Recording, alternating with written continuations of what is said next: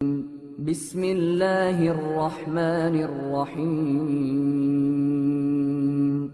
شروع اللہ کا نام لے کر جو بڑا مہربان نہایت رحم والا ہے۔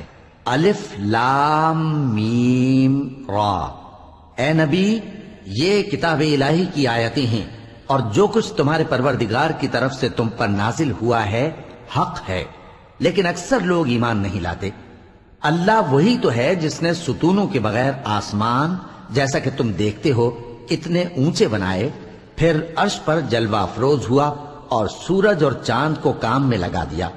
ہر ایک میعاد معین تک گردش کر رہا ہے۔ وہی دنیا کے کاموں کا انتظام کرتا ہے۔ اس طرح وہ اپنی آیتیں کھول کھول کر بیان کرتا ہے کہ تم اپنے پروردگار کے روبرو جانے کا یقین کرو۔ اور وہی ہے جس نے زمین کو پھیلایا اور اس میں پہاڑ اور دریا پیدا کیے اور ہر طرح کے میووں کی دو قسمیں بنائیں۔ وہی رات کو دن کا لباس پہناتا ہے۔ غور کرنے والوں کے لیے اس میں بہت سی نشانیاں ہیں۔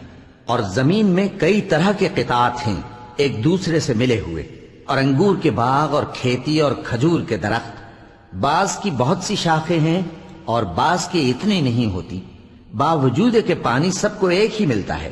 اور ہم بعض میووں کو بعض پر لذت میں فضیلت دیتی ہیں، اور اس میں سمجھنے والوں کے لیے بہت سی نشانیاں ہیں۔ اگر تم عجیب بات سننی چاہو تو کافروں کا یہ کہنا عجیب ہے کہ جب ہم مر کر مٹی ہو جائیں گے تو کیا اثر نو پیدا ہوں گے؟ یہی لوگ ہیں جو اپنے پروردگار سے منکر ہوئے ہیں، اور یہی ہیں جن کی گردنوں میں طوق ہوں گے، اور یہی اہل دوزخ ہیں کہ ہمیشہ اس میں جلتے رہیں گے۔ اور یہ لوگ بھلائی سے پہلے تم سے برائی جلدی سے مانگتے ہیں، یعنی طالب عذاب ہیں، حالانکہ ان سے پہلے عذاب واقع ہو چکے ہیں۔ اور تمہارا پروردگار لوگوں کو باوجود ان کی بے انصافیوں کے معاف کرنے والا ہے، اور بے شک تمہارا پروردگار سخت عذاب دینے والا ہے۔ اور کافر لوگ کہتے ہیں کہ اس پیغمبر پر اس کے پروردگار کی طرف سے کوئی نشانی کیوں نازل نہیں ہوئی؟ اے نبی، تم تو صرف خبردار کرنے والے ہو اور ہر ایک قوم کے لیے رہنما ہوا کرتا ہے۔ اللہ ہی اس بچے سے واقف ہے جو عورت کے پیٹ میں ہوتا ہے، اور وہی پیٹ کے سکڑنے اور بڑھنے سے بھی واقف ہے، اور ہر چیز کا اس کے ہاں ایک اندازہ مقرر ہے۔ وہ چھپی اور ظاہر چیزوں کا جاننے والا ہے، سب سے بزرگ ہے، عالی رتبہ ہے۔ کوئی تم میں سے چپکے سے بات کہے یا پکار کر، یا رات کو کہیں چھپ جائے یا دن کی روشنی میں کھلم کھلا چلے پھرے، اللہ کے نزدیک برابر ہے۔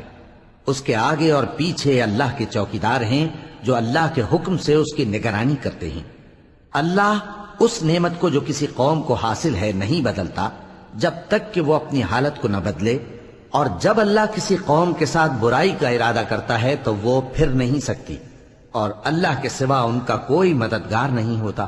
وہی تو ہے جو تم کو ڈرانے اور امید دلانے کے لیے بجلی دکھاتا اور بھاری بھاری بادل پیدا کرتا ہے، اور رعد اور فرشتے سب اس کے خوف سے اس کی تسبیح و تحمید کرتے رہتے ہیں۔ اور وہی بجلیاں بھیجتا ہے، پھر جس پر چاہتا ہے گرا بھی دیتا ہے، جبکہ وہ اللہ کے بارے میں جھگڑتے ہیں، اور وہ بڑی قوت والا ہے۔ کام کا پکارنا تو اسی کا ہے، اور جن کو یہ لوگ اس کے سوا پکارتے ہیں وہ ان کی پکار کو کسی طرح قبول نہیں کرتے، مگر اس شخص کی طرح جو اپنے دونوں ہاتھ پانی کی طرف پھیلا دے تاکہ دور ہی سے اس کے منہ تک آ پہنچے، حالانکہ وہ اس تک کبھی بھی نہیں آ سکتا۔ اور اسی طرح کافروں کی پکار بیکار ہے۔ اور جتنی مخلوقات آسمانوں اور زمین میں ہے، خوشی سے یا ناخوشی سے اللہ کے آگے سجدہ کرتی ہے، اور ان کے سائے بھی صبح و شام سجدے کرتے ہیں۔ چونکہ آیت سجدہ تلاوت کی گئی ہے، لہذا سامعین پر سجدہ واجب ہے۔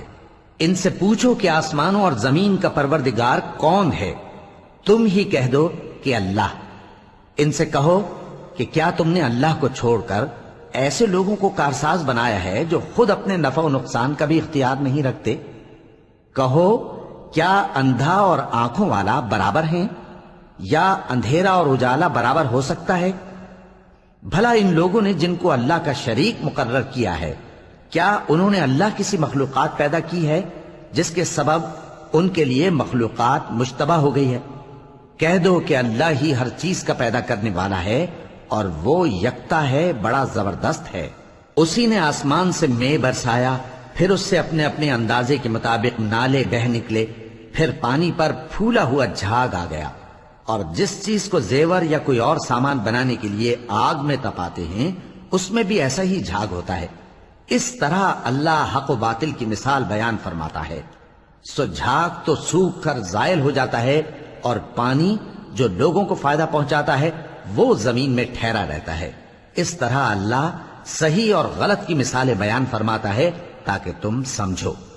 جن لوگوں نے اللہ کے حکم کو قبول کیا ان کی حالت بہت بہتر ہوگی، اور جنہوں نے اس کو قبول نہ کیا، اگر روئے زمین کے سب خزانے ان کے اختیار میں ہوں تو وہ سب کے سب اور ان کے ساتھ اتنے ہی اور نجات کے بدلے میں صرف کر ڈالیں، مگر نجات کہاں؟ ایسے لوگوں کا حساب بھی برا ہوگا اور ان کا ٹھکانہ بھی دوزخ ہے، اور وہ بری جگہ ہے۔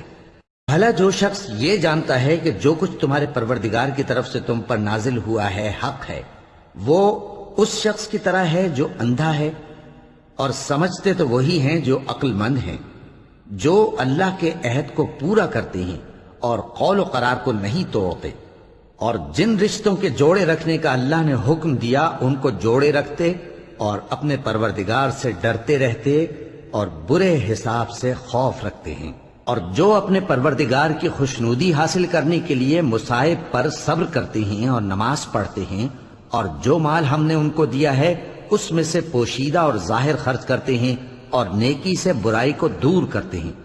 یہی لوگ ہیں جن کے لیے عاقبت کا گھر ہے، یعنی ہمیشہ رہنے کے باغات جن میں وہ داخل ہوں گے، اور ان کے باپ دادوں اور بیویوں اور اولاد میں سے جو نیکوکار ہوں گے وہ بھی بہشت میں جائیں گے، اور فرشتے بہشت کے ہر ایک دروازے سے ان کے پاس آئیں گے اور کہیں گے تم پر سلام ہو، یہ تمہاری ثابت قدمی کا بدلہ ہے، اور عاقبت کا گھر خوب گھر ہے۔ اور جو لوگ اللہ سے پختہ عہد کر کے اس کو توڑ ڈالتے اور جن رشتوں کے جوڑے رکھنے کا اللہ نے حکم دیا ہے ان کو قطع کر دیتے اور ملک میں فساد کرتے ہیں، ایسوں پر لعنت ہے اور ان کے لیے برا انجام ہے۔ اللہ جس کا چاہتا ہے رزق فراخ کر دیتا ہے اور جس کا چاہتا ہے تنگ کر دیتا ہے، اور کافر لوگ دنیا کی زندگی پر خوش ہو رہے ہیں، اور دنیا کی زندگی آخرت کے مقابلے میں بہت تھوڑا سامان ہے۔ اور کافر کہتے ہیں کہ اس پیغمبر پر اس کے پروردگار کی طرف سے کوئی نشانی کیوں نازل نہیں ہوئی؟ کہہ دو کہ اللہ جسے چاہتا ہے گمراہ کرتا ہے، اور جو اس کی طرف رجوع ہوتا ہے اس کو اپنی طرف کا رستہ دکھاتا ہے، یعنی ان کو جو ایمان لاتے اور جن کے دل اللہ کی یاد سے آرام پاتے ہیں ان کو۔ اور سن رکھو کہ اللہ کی یاد سے ہی دل آرام پاتے ہیں۔ جو لوگ ایمان لائے اور عمل نیک کیے ان کے لیے خوشحالی اور عمدہ ٹھکانہ ہے۔ جس طرح ہم پہلے پیغمبر بھیجتے رہے ہیں اسی طرح اے نبی ہم نے تم کو اس امت میں جس سے پہلے بہت سی امتیں گزر چکی ہیں بھیجا ہے، تاکہ تم ان کو وہ کتاب جو ہم نے تمہاری طرف بھیجی ہے پڑھ کر سنا دو۔ اور یہ لوگ رحمان کو نہیں مانتے۔ کہہ دو وہی تو میرا پروردگار ہے، اس کے سوا کوئی معبود نہیں، میں اسی پر بھروسہ رکھتا ہوں اور اسی کی طرف رجوع کرتا ہوں۔ اور اگر کوئی قرآن ایسا ہوتا کہ اس کی تاثیر سے پہاڑ چل پڑتے یا زمین پھٹ جاتی یا مردوں سے کلام کر سکتے تو کیا یہ لوگ ایمان لے آتے؟ بات یہ ہے کہ سب باتیں اللہ کے اختیار میں ہیں، تو کیا مومنوں کو اس سے اطمینان نہیں ہوا کہ اگر اللہ چاہتا تو سب لوگوں کو ہدایت کے رستے پر چلا دیتا؟ اور کافروں پر ہمیشہ ان کے اعمال کے بدلے آفت آتی رہے گی یا ان کے مکانات کے قریب نازل ہوتی رہے گی یہاں تک کہ اللہ کا وعدہ آ پہنچے۔ بے شک اللہ وعدہ خلاف نہیں کرتا۔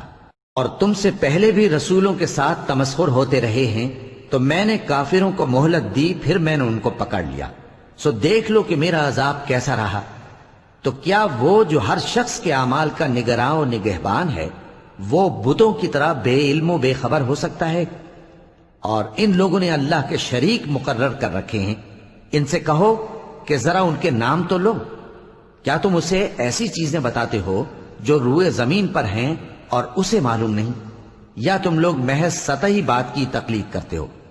اصل یہ ہے کہ کافروں کو ان کے فریب خوبصورت معلوم ہوتے ہیں اور وہ ہدایت کے رستے سے روک لیے گئے ہیں، اور جسے اللہ گمراہ رہنے دے اسے کوئی ہدایت کرنے والا نہیں۔ ان کو دنیا کی زندگی میں بھی عذاب ہے اور آخرت کا عذاب تو بہت ہی سخت ہے، اور ان کو اللہ کے عذاب سے کوئی بھی بچانے والا نہیں۔ جس جنت کا پرہیزگاروں سے وعدہ کیا گیا ہے اس کی شان یہ ہے کہ اس کے نیچے نہریں بہ رہی ہیں، اس کے پھل ہمیشہ باقی رہنے والے ہیں اور اس کے سائے بھی۔ یہ ان لوگوں کا انجام ہے جو متقی ہیں، اور کافروں کا انجام دوزخ ہے۔ اور جن لوگوں کو ہم نے کتاب دی ہے وہ اس کتاب سے جو تم پر نازل ہوئی ہے خوش ہوتی ہیں، اور بعض فرقے اس کی بعض باتیں نہیں بھی مانتے۔ کہہ دو کہ مجھ کو یہی حکم ہوا ہے کہ اللہ ہی کی عبادت کروں اور اس کے ساتھ کسی کو شریک نہ بناؤں۔ میں اسی کی طرف بلاتا ہوں اور اسی کی طرف مجھے لوٹنا ہے۔ اور اسی طرح ہم نے اس قرآن کو عربی زبان کا فرمان بنا کر نازل کیا ہے، اور اگر تم علم آ جانے کے بعد ان لوگوں کی خواہشوں کے پیچھے چلو گے تو اللہ کے سامنے کوئی نہ تمہارا مددگار ہوگا اور نہ کوئی بچانے والا۔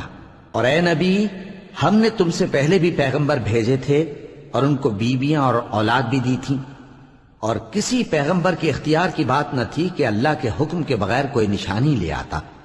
ہر حکم قضا کتاب میں لکھا ہوا ہے۔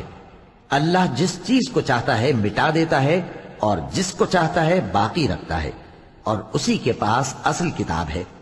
اور اگر ہم کوئی عذاب جس کا ان لوگوں سے وعدہ کرتے ہیں تمہیں دکھائیں، یعنی تمہارے روبرو ان پر نازل کریں، یا تمہاری مدت حیات پوری کر دیں، یعنی تمہارے انتقال کے بعد عذاب بھیجیں، تو تمہارا کام ہمارے احکام کا پہنچا دینا ہے اور ہمارا کام حساب لینا ہے۔ کیا انہوں نے نہیں دیکھا کہ ہم زمین کو اس کے کناروں سے گھٹاتے چلے آ رہے ہیں؟ اور اللہ جیسا چاہتا ہے حکم کرتا ہے، کوئی اس کے حکم کا رد کرنے والا نہیں، اور وہ جلد حساب لینے والا ہے۔ جو لوگ ان سے پہلے تھے وہ بھی بہتیری تدبیریں کرتے رہے ہیں، سو تدبیر تو سب اللہ ہی کی ہوتی ہے۔ ہر شخص جو کچھ کر رہا ہے اللہ اسے جانتا ہے، اور کافر جلد معلوم کر لیں گے کہ آخرت میں اچھا انجام کس کے لیے ہوتا ہے۔ اور کافر لوگ کہتے ہیں کہ تم پیغمبر نہیں ہو۔ کہہ دو کہ میرے اور تمہارے درمیان اللہ اور وہ شخص جس کے پاس کتاب آسمانی کا علم ہے بطور گواہ کافی ہے۔ صدق اللہ العظیم۔